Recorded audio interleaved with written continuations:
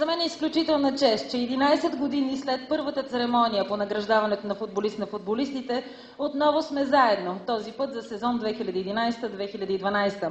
През далечната 2001 година Асоциацията на българските футболисти реши да изрази уважение към футболните хора в България, като даде думата именно на капацитетите в бранша, именно те да отдадат чест на колегите си и сами да изберат най-заслужилите сред самите тях. Тогава, през 2001 година, амбицията на организаторите бяха първо анкетата да се превърне в традиционна. Това вече отдавна е факт. И на второ, но не и на последно място, футболист на футболистите, да се докаже във времето като най-обективната и авторитетна сред подобните допитвания.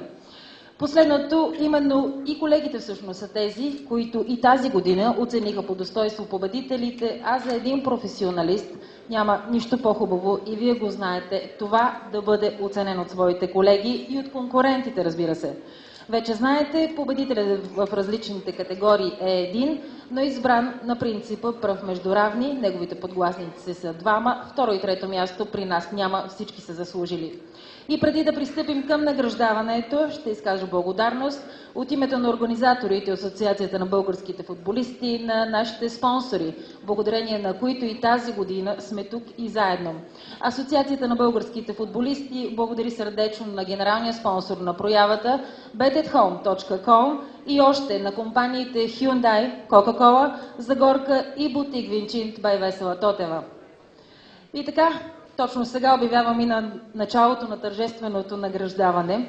Започваме с най-младите. Победителите в раздела най-добър млад футболист. Сега обаче при мен, защото са наистина хора, от които могат да се учат и то на много, ще поканя капитаните на ЦСК и Черноморец. Моля да заповядат Тодор Янчев и Радостин Кишишев. Благодаря ви, моля за аплодисменти.